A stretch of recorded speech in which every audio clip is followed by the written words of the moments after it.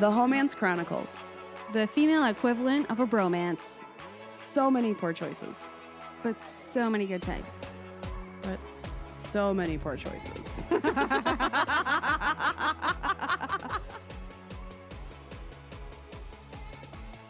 Let's do this. This is the Homance Chronicles, and I am Sarah. And I'm Nicole with podcast pet Emma on my lap, who will be fidgety this entire time until I put her down. And as you're saying that, my podcast pet is looking to re-enter the chat after her little snacky snack. Come on, Lucy, come back up here. It's making me so sad. Like, these cats are doing so well. They're going to be 13 this year. And, like, you know, aside from August's UTI issues, we have not had any crazy major health scares, but I've noticed that Lucia's mobility is starting to wane, and she does not like going down off of things. Does she get scared? She get fidgety? Get a little timid?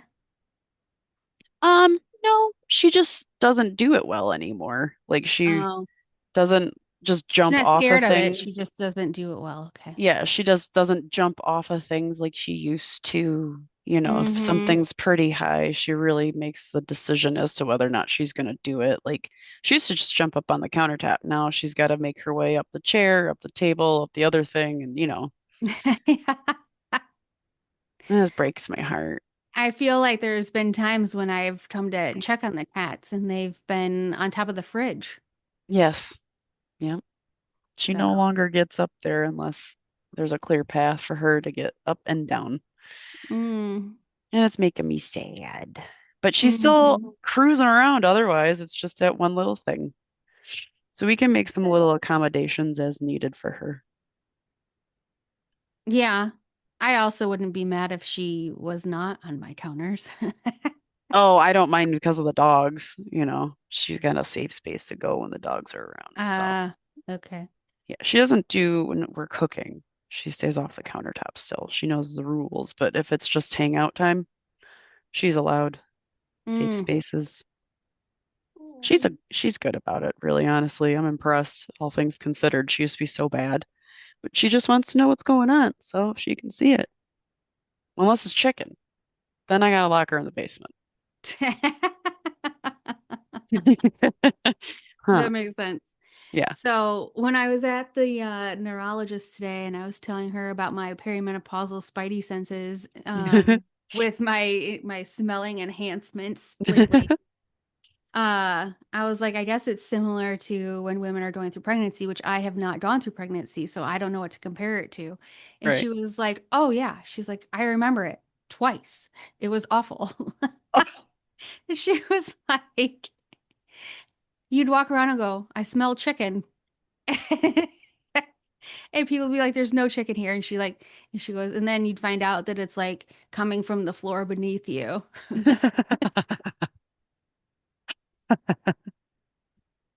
Oh no. When you have hormone changes, you get cat-like reflexes to chicken smells.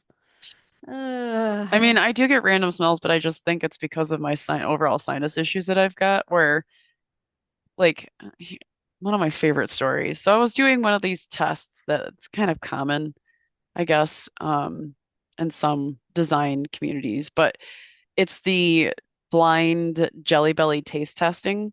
So you have 3 different Jelly Bellies, and you have your person taking the test, close their eyes, and then they put the Jelly Belly in their mouth and they eat it, and then they tell Yeah, you but what it's they those weird taste. flavors, right? Like popcorn jelly beans and stuff. No, I don't know. It's just whatever. But Oh. I mean, it depends on what you're trying to figure out, what you're trying to prove. But so she had given me Jelly Bellies, 3 of them, and I gave her 3 different descriptions. And she looked at me and she was like, your mouth needs to be recalibrated because you got none of these right. From smell and taste, not one flavor was accurate in my guesses. Not one. Like And I I, feel like they give you sometimes like a good easy throwaway one, like a cinnamon or something. yeah, no, I think it was like watermelon And that is a fairly distinct flavor when it's artificial, right? Mm-hmm. I thought it was champagne and strawberries. Like what? Watermelon? I think that there was something that had to do with key lime or something like that, and I was like, yeah, that totally tastes like chocolate. Like I was so off that this woman was like, I gotta tell you, I'm worried about you. I But was like, yeah, clearly. if you watch Top Chef, they will oftentimes do a quick fire battle and they'll be blindfolded and they can just use like smell and taste to try to name ingredients. And a lot of them don't do them right. And they're like paid for their palate. Yeah, well, so here I'm here now wondering all these chefs in the world. Are you more of a texture or a taste person? Because I enjoy texture accompanied by marvelous taste. That is my prioritization when I eat. I found that out not too long ago. So, like, are these world chefs out here just, you know, shitballing on their ideas for the taste and they end up just kind of hitting the mark because they follow like traditional cuisine markers? And then I don't the know. I think that textures are, some of those are hard to identify when they're by themselves. Like if they have similar textures and like herbaceous notes, like herbaceous nose.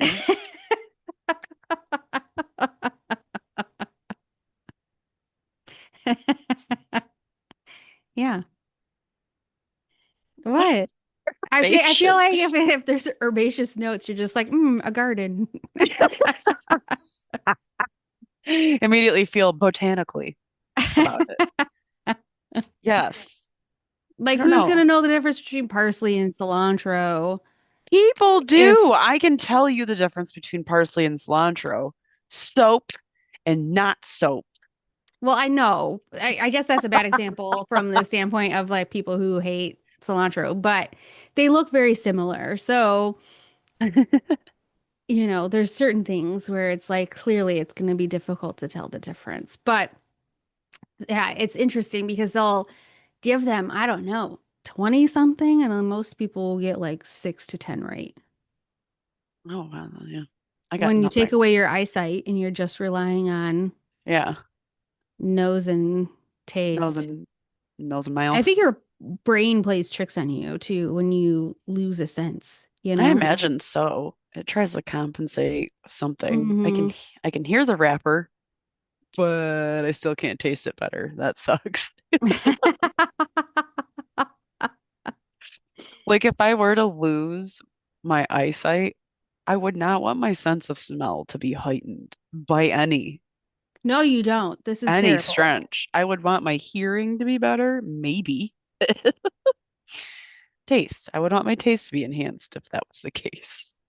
Which Me too, taste, probably. I don't know. My hearing also, but sometimes I feel like it's not an actual hearing problem. It's more of a brain misfire problem where I'm oh yeah. hearing things, but then they're just not being recorded correctly.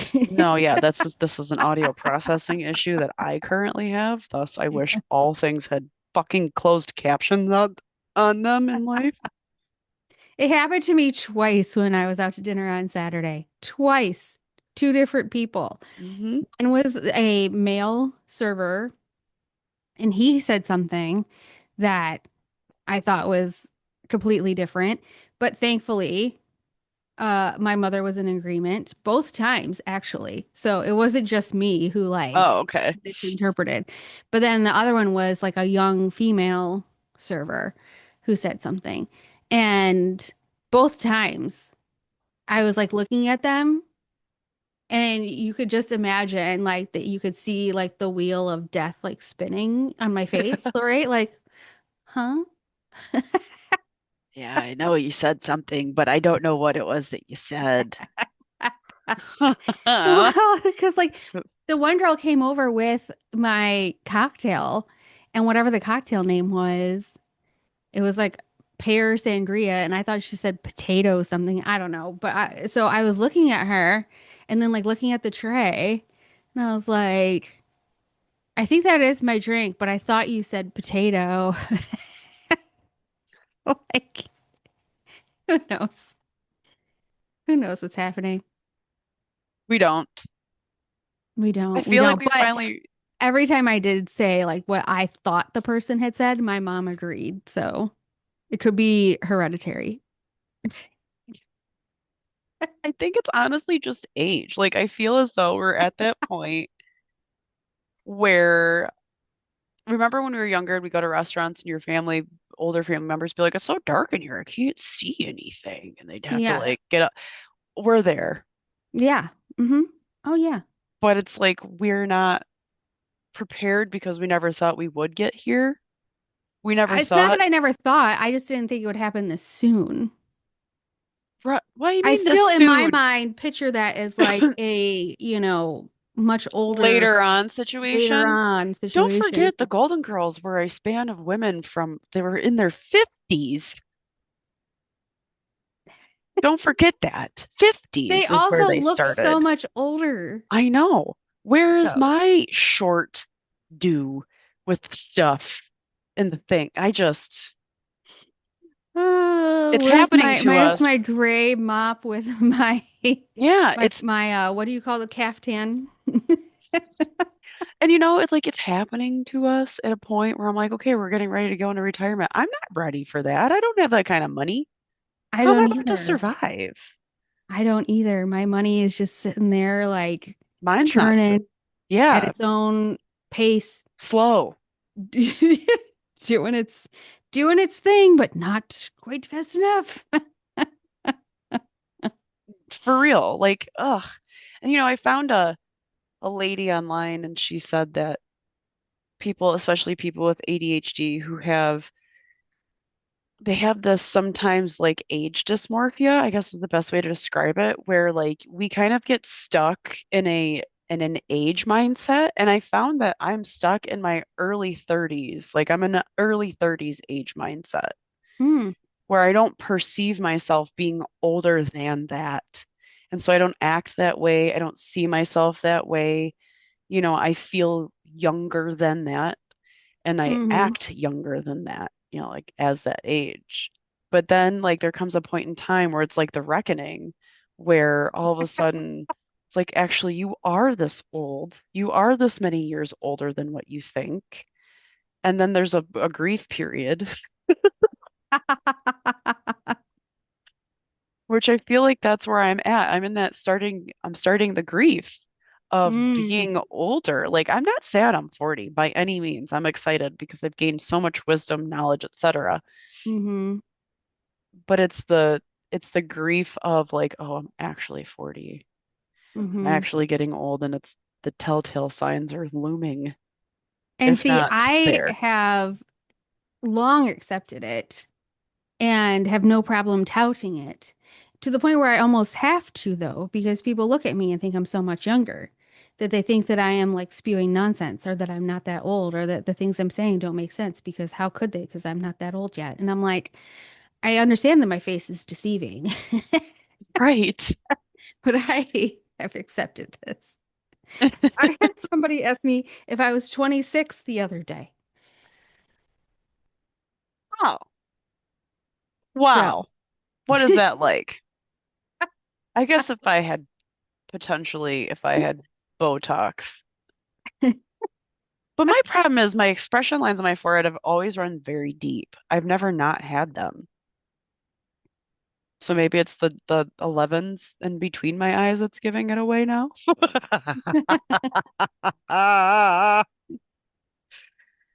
Oh my goodness. Well, are we ready? I think we're ready. I yeah, think it's time. yeah, let's do it. Oh, good Lord. I just want to shout out to everybody going through hard times. I just got a text message from a colleague who had an unexpected family passing. One of their dogs had some awkward symptoms, and come to find out they had to let him go this morning. So Oh. Yeah, That is so tough. it is really, really fucking tough. So shout out for those who are just doing the hard shit, getting through it. Okay, speaking of getting through hard shit, our story today is about Henrietta Lacks. Do we know who she is over there? Yes. Okay. But don't ask me to tell you. I know the name though. Yes, you do, because it just came up in recent controversy. Oh, well, not even because of that. I feel like I just know the name. I wonder, yeah, let's get into it. So, Henrietta is not famous for anything she did. She is famous for something she didn't do, which was give consent. So, she was Wait, she's born, DNA, right? yeah, DNA? Yeah, I thought so. Yeah. Yeah, I know this story. okay. I So, thought we did it. Do we not do it? I looked it up. We may have, but I don't think we did. You Okay. can look it up while I get into it. So she was Okay. born to Eliza and John Randall in the 1920s. She was one of 10 kids. Her mom actually passed away in 1924 while she was giving birth to the 10th child in the family.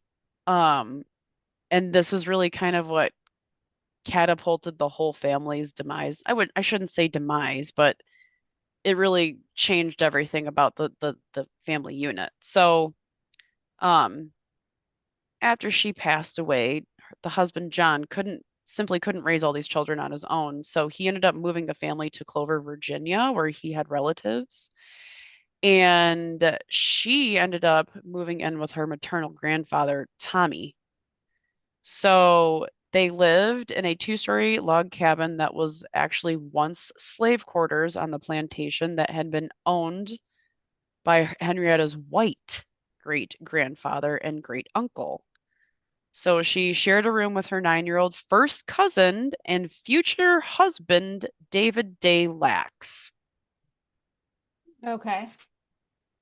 So she wasn't that wasn't the only relatives in the household. There were many more um family like relatives in the area, but in that specific household, that's where she was with her grandfather and first cousin and I think a couple other folks.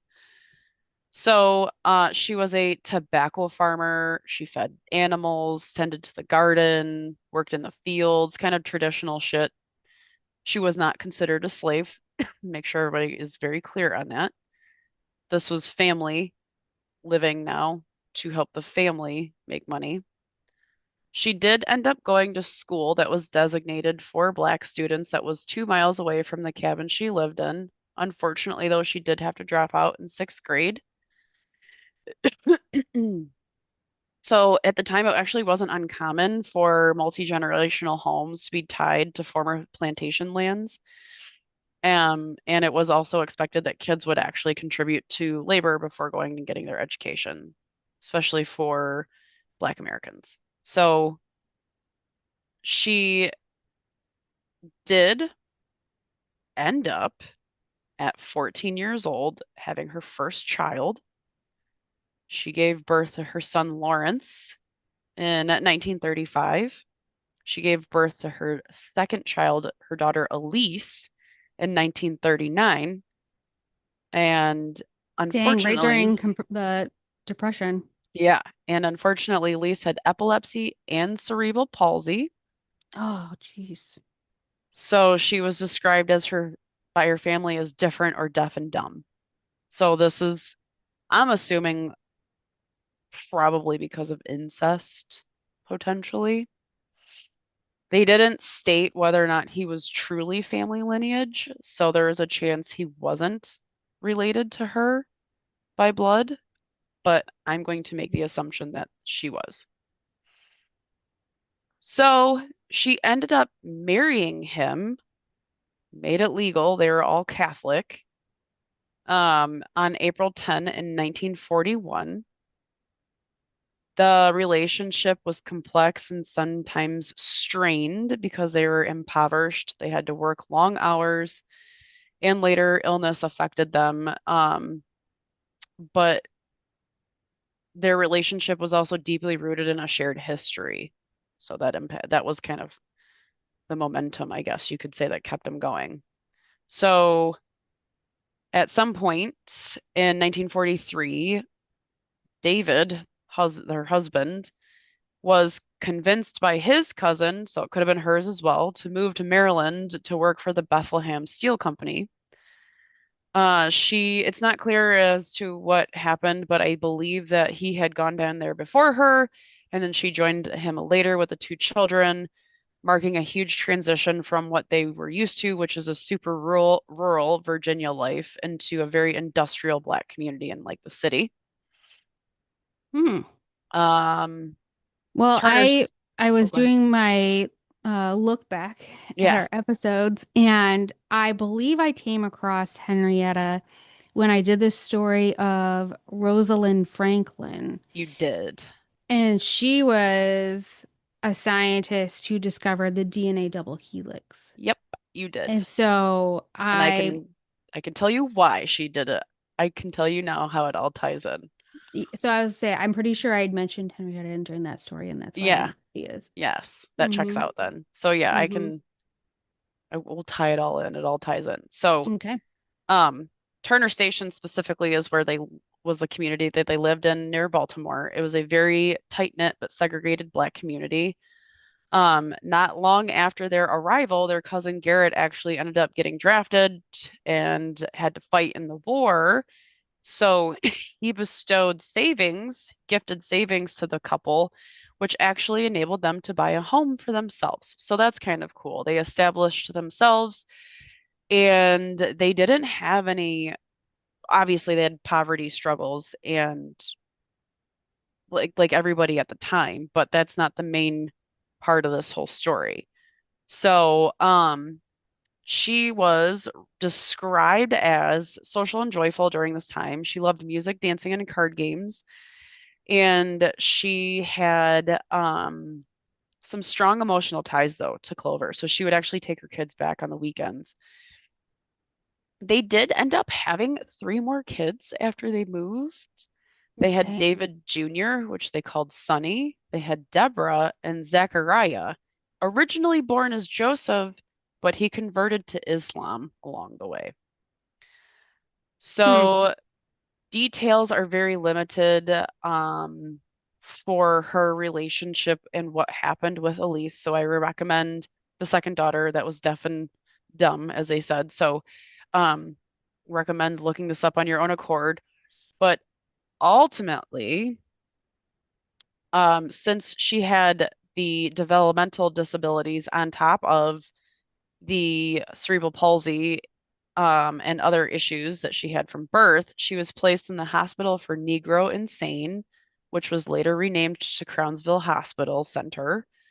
Can't believe they called it that. Still to this hospital for the Negro Insane. Like, really? Come on, you guys. She wasn't insane. Well, mental health wasn't a thing until like 3 years ago. But And like, right, but it was like a catch-all for all I know. sorts of ailments, and they Psychologists just chose weren't like insane. a thing until the 70s or Yes, something. I I don't know. know, but I it's mean, I'm crazy. making all these dates up, obviously, but it's just to imply that like that's insane and the R word and many other things were just like so part of the language. Retardation was originally identified as slower or less than, and it wasn't necessarily meant to be a verb to describe humans. It just happened. No, Well, here we and go. then, I mean, they're not in the South, right? So, well, Kind of, not kinda. really, but kind of. It's a weird because Yeah. she ended up going to Johns Hopkins. So Okay. anyway, so she went to the Crownsville Hospital Center where she was actually subjected to a some sort of procedure that they drill a hole into your skull and they drain the fluid out of it so they can get better X-ray images. I'm Oh my sorry. God. They fill it with You're helium. no. Yeah.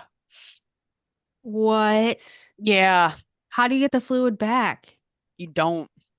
But you need it. It's like a cushion. I don't know if they considered her a savable situation. You know what I mean? I don't know if they cared whether or Oh, not it was reversible. I think they may just have used her for science, unfortunately, because she yeah. did pass away at 15, Ah, like almost right after. you can't just Do have that. your brain be loosey goosey up there. Well, no, they put helium in there, Well, I so know, but that's not like. I know. It's fucked up. And yeah, there's a deep dive into that whole situation. So please look it up if you're interested. It's lightweight atrocious. Okay. So Johns Hopkins was one of the only hospitals in that region that treated poor Black patients in the segregated South. On January 29th, 1951, she felt like there was a knot in her womb after giving birth to her last child. Her family previously would correctly guess that she was pregnant. However, after her last birth, she had severe hemorrhage, and her primary care doctor put her back on the John Hopkins train. So for context, John Hopkins would basically take in everybody. And now looking back, I have two lenses. One is, okay, they did care about the health of humans. The other lens I use is they used humans of poor status or lesser status to run, conduct experiments or collect Mhm. information, etc. Oh yeah, I mean they probably labeled it research, but at the cost of their lives. Yes. And so I'm imagining that while John Hopkins was more advanced in these areas, they were also not necessarily running the show with like sound morals. They were running a loose ship, if you will. So her primary care doctor was not equipped and sent her back to Johns Hopkins, which is where they took a biopsy of the mass found in her cervix for lab testing. Soon she was told she had a malignant carcinoma of the cervix, but later her diagnosis was actually a adrenal carcinoma, and they figured that out in the 70s, which was way later Yeah. than this. So just, I mean, real quickly, so Mm, John Hopkins Hospital is located at John Hopkins University in Baltimore, Maryland, mm, currently, and it is a community-based teaching hospital. yeah, so like U of M, So, University yeah, of Michigan. yes, yes. But that also means that they would get real excited when something Yes. rare would come in because they've got a bunch of students chomping out the bit to try And to figure it out. and this is where consent comes into play. So, during her treatments, she was instructed to come back for X-ray treatments and some other sort of game plans. But during her treatment, tissues, both healthy and cancerous, were harvested and taken without her knowledge or consent. They were given to a man called George Otto Gay, Mm-hmm. Gey. Mm-hmm. It was commonplace at the time, but modern sources emphasize that Henrietta was never informed that her cells would be used for research, which I'm Correct. going to assume that is 100% accurate. Yes. Um, from there, her cells eventually became known as HeLa, or capital H, lowercase e, capital L, lowercase a. And that was Georgia's format for labeling stuff. Mm-hmm. The reason her cells were so and are still so credibly important to modern day medicine is because they are considered immortal, which means they reproduce on their own without any kind of trigger or external factors being imposed. George found this out when he went to start using her cells and he split them for testing purposes and found they reproduced on their own. This is not common. This is so uncommon that the sample picked up from her in 1951 is still used in today's modern medicine research. The HeLa cell is referred to everywhere. It has not gone away. It has Right. lived, surpassed her own life. So, on August 8, 1951, she was 31 years old. She went to Johns Hopkins for a routine treatment session and asked to be admitted, excuse me, due to a continued severe abdominal pain that she was experiencing. On August 8, she was admitted. She received blood for transfusions and unfortunately remained in the hospital until her death on October 4th. Did So, they, did she know at this point that she was pregnant? she wasn't pregnant. She had Oh, cervical cancer. oh, Yeah, that's what it was. It was identified as cervical malignant, but it was not. They misdiagnosed her and she did pass away from it. oh, okay. Because when you said the knot in her stomach and her family thought she was pregnant, I thought we were Oh, still no, there. no, unfortunately. Mm, So, let's see. Her family went and visited her, obviously. And when they did the partial autopsy, it showed the cancer had metastasized all throughout her entire body. So the treatment plan they had for her didn't fucking work. it's All right. so crazy because she was so young. I know. I So mean, not young. that cancer has an age limit. I mean, obviously kids get cancer and everything too, but I don't know. It just, hmm Well, when they thought it was malignant, mm, mm-hmm. right? Or benign. I don't know. I can never, I think benign is the and Benign non-bad. is the like, it's a tumor, but not cancerous tumor. Okay, yeah. But Malignant yeah. means it's cancerous. Okay, so they did find it to be malignant, but they misdiagnosed the kind. So, um, in so after her death, she was buried in the family cemetery in Clover, Virginia, in an unmarked grave because the family could not afford to get her one at the time. Right. It wasn't until 2010. So this was 1951.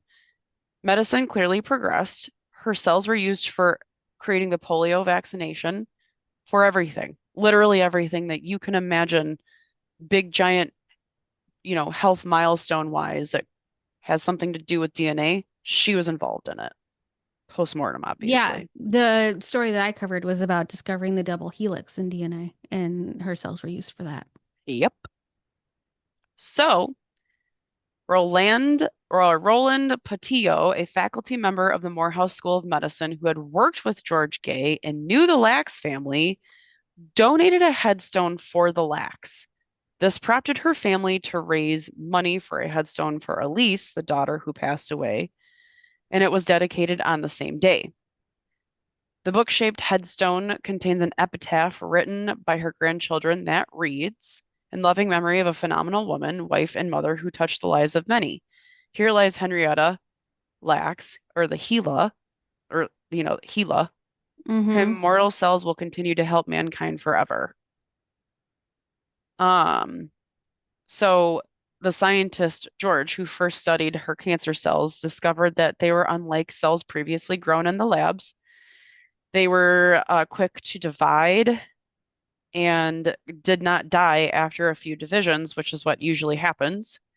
So at the time, only a few days is what you would get out of human cells after they were cultured, making long-term studies impossible. Um, since hers can divide indefinitely, that is why they became as the immortal cells. And after her death, additional samples were taken during her autopsy. Gay successfully created a stable cell line by repeatedly dividing a single cell, and this breakthrough transformed biomedical research. Her cells were soon mass produced and distributed worldwide, which is insane to me. Um, It is insane, especially since you think about the fact that she had cancer spread throughout her body. You're like, well, how did that not impact these cells that they took? And all right. like, how, Well, it they all. got samples from her healthy physical tissue. I know, but still, Well, I mean, whatever. Yeah, I don't know. It's a good question. I don't know. So But they help, you're like, is that why she potentially had the cancer, or that it spread so quickly, or you just could start be. wondering, You like, wanna, yeah, you'd hope that they would retroactively look at that, but I don't think they did ever. huh? I So, don't know. It brings up a lot of questions for me that um she has these superstar cells but couldn't survive. right. Well, I think that the cells that survive are helping them create like a stable baseline for understanding how to survive, if that makes sense. Mm-hmm. But anyway, so she, and I say she, her cells were involved in cancer research, AIDS research, radiation studies, gene mapping, product safety testing. They were the first human cells successfully cloned and are now linked to thousands upon thousands of patients. Unfortunately, in the 1950s and 60s, not all research involving these cells was ethical. Some researchers injected these cells into cancer patients, prisoners, and healthy individuals without proper consent to study cancer transmission and immune responses. By the 70s, HeLa cells had contaminated many other lab cultures, leading researchers to contact Henrietta's family for blood samples, often without clear explanations. And this is how the family first learned, accidentally and decades later, that Henrietta's cells were still being used for research. Nor her or her family had ever given consent, like I said. While this was common at the time, her cells were used for both research and commercial purposes, and family medical records were published without permission. Legal precedent in the US eventually upheld that discarded human tissues could be commercialized without donor ownership. In 2013, scientists published the full DNA sequence of HeLa cell line without notifying the family, raising serious privacy concerns because genetic data could reveal information about her descendants. After objections from the family, an agreement with the NIH was reached that limited access to the data required acknowledgement of Henrietta Lacks and included family members in oversight decisions. Now in 2021, Henrietta Lacks' estate sued Thermo Fisher Scientific for profiting from the HeLa cells without consent, and the case was settled with non-public terms in July 2023. So here's a list of settlements. I August mean, 2023. her kids must be like, wait a second. Yes, they are. Hang the Um, fuck on. And there's a few eh, of them. yeah, I was gonna say she had enough kids that a couple of them had to have been like, Hang on. Hang you're on now. asking for my blood? Excuse me? Right. And they What? never got divorced, so their dad is still around, I mean, from what I understand. Or he can you was. imagine if you got a random call of No, them trying to get blood from you? no. I'd be like, what are you, What? fucking aliens? Get out of here, you secret government agency. Where's my tin hat? No. Truly. Oh my God. I watched Begonia on Peacock, and it is not my style of movie. I didn't really even like it, but I was working at the same time and just let it run. But it is like this whole Funny. theory about aliens amongst us, right? And of course the people considering it are the wackadoodles, and they end up dying and the aliens end up surviving, spoiler alert. But it honestly, that's what it sounds like, is like some sort of weird horror movie this on Peacock. Like Yeah, right? somebody calls you and asks, "Hey, can we get your blood to continue our research?" Like, what? No, yeah, no, you can't. Sorry. Unless you're gonna give me 50 million large, no taxes, small bills, untraceable. Give me that box truck, dog. So, the July 2023 settlement, it's the first important step towards dignity, recognition, and some measure of justice for her family. So after the Thermo Fisher settlement, the Lacks estate filed another lawsuit, this time against the Ultragenyx Pharmaceutical Incorporated company, in August of 23, alleging the company profited from HeLa cells used in the development of proprietary gene therapy products without consent or compensation. And in May of 2024, a federal judge ruled this company must face the lawsuit, allowing the unjust enrichment claim to proceed in court rather than be dismissed by the company's lawyers.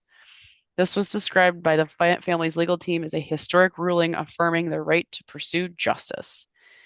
Also, in August of 2024, the family filed separate lawsuits against Novartis and Vitaris, arguing these companies unjustly profited from discoveries made using HeLa cells without compensation to her heirs. Attorneys, including well-known civil rights lawyer Ben Crump, stated the legal actions seek full restitution and accountability from corporations that have used and profited from the HeLa cells for decades. So the National Institutes of Health, or NIH, and the Lacks family maintain a collaborative framework known as the NIH-Lacks Family Agreement, which was originally established in 2013. Under this agreement, researchers who generate HeLa genomic data must respect the family's privacy preferences, including controlled access to whole genome sequencing information submitted to NIH repositories. So in 2025, NIH reaffirmed its commitment to the structure, clarifying expectations for researchers and continuing to recognize the family's role in governing access to sensitive HeLa genetic data. Let's see. So in addition to legal actions, members of the Lacks family are actively involved in advocacy and education around health equity. So the members, including Alfred Lacks Carter Jr., worked on initiatives to promote better understanding of healthcare and cancer prevention in underserved communities. They've also helped lead and promote community health programs like Henrietta Lacks House of Healing, or the HeLa House, to support cancer patients and families that link Henrietta's legacy to a broader public health goal. So, um, let's see. Back in 2013, when scientists published the full DNA sequence, this was the first time her information had been made publicly accessible. And they didn't actually learn about it from research. They found out because journalist Rebecca Skloot alerted them, which I is love when crazy. journalists are out here doing their jobs, I man. know, man. Wow. Um, so again, as we stated, the sequencing didn't just reveal information about herself, it revealed her information and her descendant information. So, under this agreement, access to the data is controlled. Researchers must apply for permission in order to access this data before anything is actually used. The family is acknowledged in scientific publications always, and actually have two family members sitting on the committee that oversee access. Again, this is a federal institution um, that formally recognized the family's stake in how her biological legacy is used. So there is still some ongoing stuff, I think, but ultimately, what this whole situation has done was force institutions to like reckon with the fact that while research is incredibly important, there are moral values that need to be considered when doing this kind of research with this kind of DNA and data. And basically, because of Henrietta's lack of consent, something she didn't even know was going on, she has fully changed the industry, the medical industry, and, consent industry as a whole. Gonna say we're all familiar with HIPAA now, I think, Hmm. right? Like everybody knows that the hospital can't just willy-nilly tell anybody your test results and Right. So yeah, your similar medical to that. history. You know what I mean? Like, Yep. Okay, so sources for today are embryo.asu.edu, Encyclopedia Britannica, Library of Virginia, Johns Hopkins Medicine, Johns Hopkins Magazine from April 20 or 2000, um, the NIH Office of Science Policy, the Smithsonian Magazine, PubMed Central. We have the New York Times article from March 25, 2013, a NIH grant and policy site, and another NIH advisory committee site. New York Times from an article that was published on July 31st, 2023. Virginia Mercury, which is what is it? A publication, an article from August 7, 2023. The BET News, an article published in May of 2024. Fierce Pharma was another article in there from August 24, and routers. How do you say it? Routers. I can never say that right when I look at it. Let's see, Cancer Today magazine, and that concludes it. A few sources today, just a few.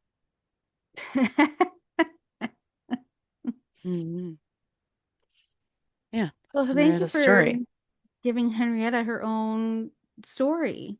Yeah, well, I think, that first of all, being Black History Month was a great idea because it's relevant today as much as it was back then. But this poor woman unknowingly caused quite the kerfuffle.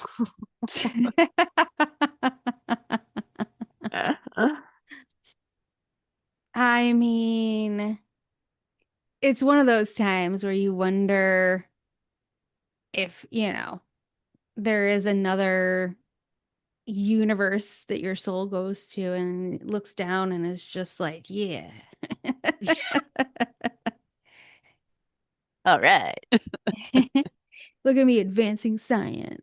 But then also nudging her children to be like, but Do get make your make get them your do money better. though. Like get Make your them bag. get your bag. Listen, I died too young to get you all the bag, okay? So this is what you got to do. They had to grow up without a mother. Hmm. Good karma had to come their way at some point, although it sounds Yeah. like they still had to really work for it. And they lost a sister in the process of that horrible practice of no Mm-mm-mm. consent. Mm. So yeah, Man, we've really come along. we sure have. It wasn't that long ago that consent really was, mm, I think, only really referred to on if you were discussing like a rape case, to be honest. Yes, you're Anything absolutely lesser than accurate. that or different than that or, in a different arena or something, it's like consent, what? Consent who? Who's she? Yeah, I don't, I yeah. mean, I remember, so I am a patient of U of M hospitals, and it is a hospital of learning, as we discussed earlier. And I remember very getting into an old Homance story, but I had to get my IUD taken out and Mm, replaced. And it was mm-hmm. right before a wax appointment, so it was the jungle down there. And she was like, "Are you okay with me letting students in here to observe and ask you questions since you're a patient that has myasthenia gravis?" And I was like, "Nah, bring them in. Let's do this dance. Just warn them ahead of time." It's all National Geographic up in here. And she laughed at me. Um, and I remember them, I didn't have I think it was a so Plan B pills are not just for abortions, they're also to help with the implanting of an IUD or removal of an IUD. And I was like, I'll be fine. I don't need that crazy shit. I was not fine. I probably should have had that crazy shit because I've she never did heard the, that. I've had two IUDs and I've never had. that's why I loved her so much. She was all about comfort. Like she Oh, gave I you all asked the my things. OB-GYN, I was like, do you think that I need like an 800 ibuprofen or like prescription or anything? She's like, what? Yeah. She was like, just take four of the 200s then. I was like, oh, you know what I mean? Like, Yeah, I don't like that kind of dismissive bullshit. That woman was all about making sure that we were cozy, comfort. She made sure we knew what we were getting into. I mean, she was incredible, incredible, incredible woman, incredible doctor. And so, yeah, she was sitting there and I was like, nah, I'll be fine. You put it in without an issue. You can take it out without an issue, whatever. She's like, you sure? I was like, yeah, yeah, yeah. Okay. So I get there, I'm on the table. It's all National Geographic in there, legs wide open. I got two students staring down the barrel. This woman goes, all right, on the count of three, one, two, and yanks it. I went to a different dimension for roughly one really? second. It wasn't that painful for me. It was more Bitch. painful for the insertion than the removal. No, and I think I may have been on my period or close to starting my period. I think that's what it was. That's Mm. why it was all National Geographic because I was actively bleeding at the time. That's what it Mm. was. So it was just like compound shit for me to lightweight be embarrassed about, but I wasn't embarrassed about it because it's a school of education, right? So no big deal. And so what when I came to, I didn't black out, pass out. I like just had to go somewhere for a minute. My eyes just kind of went up. And I immediately started sweating. And I looked back down finally at the audience, and they were both big, wide eyes looking at me like, oh my God, is she gonna die? And then my doctor's like, and here she is. Hey, girl, welcome back.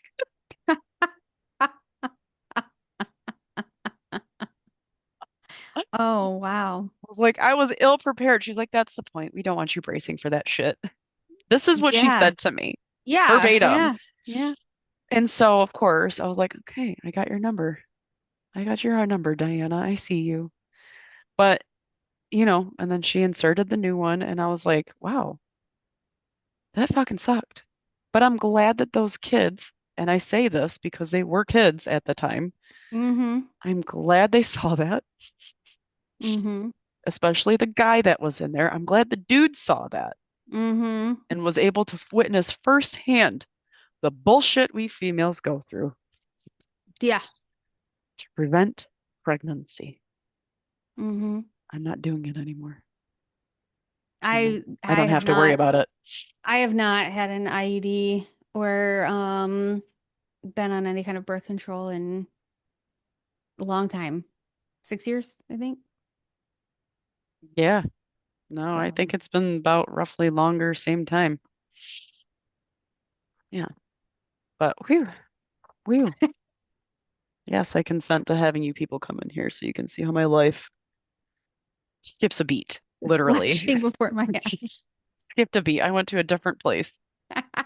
Eyes are still open, but I was not there. Mm. So yeah, time for Ay, Atta ay, Girls. ay. I survived that. That's my Atta Girl. No. Right.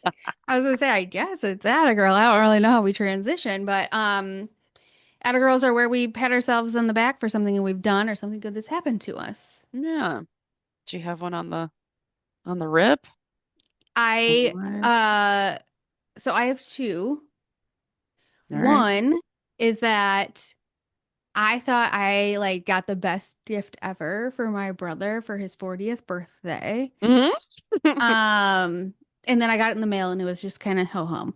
Um, Oh, but but it still garnered a good reaction. So we are fans of the show Big Brother, and on that show, there is a head of household chosen every week, and that head of household is generally wearing a robe. And on the back of the robe, it says head of household, but Oh it my says God. HOH. Yeah. And so I got him a robe that has HOH on the back, and it had his name on the Oh my front. gosh. Such a great, thoughtful gift. I know, because he's been watching this show for like 20 years. But it wasn't like the big fluffy robe that they normally have. They were sold out of those. So they must only Boo. sell those when you're like in the season of the show. So this one Okay. was a white, like waffle fabric one. Oh, wait. This is directly from the company that is It's from associated Paramount with Big. Plus. Oh my God. That's fucking hilarious. Yeah, there's like a Paramount Plus CBS store. Oh my God. I was today years old. And so they had this other one. It's like thinner, more of like a spa-like type robe. And so on the front where it has his name, it also has these little stars that I didn't know were going to be there. And so then I was like, maybe this isn't as good as I thought. But it still evoked a good response. And then I also had to release some mental load of some really annoying small projects that were going on in my house. And so I hired a handyman, and he came over three separate times to work on my bits and bobs of projects that needed to be completed. And let me tell you how, even though I hired a handyman, I still have work to do. Like I still have to clean up after him. I still got to put all this stuff back. Like so they're still not done. But like the look of my floor just feels finished now. Oh, that's so And good. it's been over a year since I did my kitchen. Oh man, that's so awesome though. But it was such a pain in the ass trying to replace the tiles that got damaged during the appliance and cabinet install. Yeah. That because there's just not allowed, like, well, I did them first, right? And I didn't leave like any kind of wiggle room. I didn't know what I was doing anyway. So it was, you had to, like, in order to replace one for one, you had to like very finely Cut it trim out. Yeah. the sides and stuff. I was like, yeah. So but I had him do a few things that I just was tired of staring at, even though I was completely capable of doing them myself. They just weren't happening. So Proud of you. Atta got girl. her done. Got her. Sometimes it's those things, those little things that just freaking weigh on you so heavily though. I know. Because you see it over and over again. You're like, I'm a fucking failure if I can't do this little tiny thing. Right. Like I had him Fuck. put up a smoke alarm. Right. Simple shit. But like Simple anything fucking that's like shit. reaching over up on the ceiling is such a pain in the ass. Like you always drop the screw. You can't see very well in the area that I put it. I have to get out like a huge ladder because I can't reach anything and Mm-hmm. Mm-hmm. Mm-hmm. Yep, exactly. I know this. I know the thing. I know it all too well. Well, mine's kind of in the same vein. We've got new windows coming in on February 20th, mm, and I'm really, really excited. But that's going to there's be a chilly install. certainly the fuck is. Um, and so part of my Atta Girl was that we started to go through and thin out and to donate. And so we've got two bags of donation that are going as of Nice. yesterday. And, it's lightweighting everything happening, getting ready for all of that. There's an opportunity to reconfigure stuff in the house too. But yeah, that was nice. Just starting to get rid of Mm-hmm. things, Mm-hmm. donate things, throw them away. It's pretty crazy when you feel the physical weightlifting, even though there's no actual literal weight. Right. That's the visual for me though. That's what I'm saying. Like when you see, like, I had these curtains on the end of my dresser for so long that when he put those curtains up and they're no longer on the end of my dresser, I was like, oh my God, I have so much space. Yeah. Like it was almost unrecognizable to now have that space. Yeah, it's pretty crazy because like we will be getting a new front door. This isn't happening until March, but our new front door is going to be installed, but we're doing a configuration change. So we're going to do it so it opens from the opposite way, and then we're going to put the window on the other side. And that means the whole front area, like the foyer area that I now have being blocked off by a piece of furniture, that's gonna have to open up. And in doing that, that means all the shit that's behind it needs to move. Mm-hmm. Uh, Mm-hmm. So, looking forward to the final product, but a little worried about where we're going to put everything now that we're reconfiguring spaces. Like, we're going to have to optimize and maybe continue to throw things in donation bags. Lots of things, hopefully. Nothing like a good being forced into it. hmm Exactly. Well, if you liked what you heard today, please rate, review, subscribe. You can request a HeLa history by emailing us at homancepodcast@gmail.com or following us on Instagram at homance_chronicles. The Homance is out.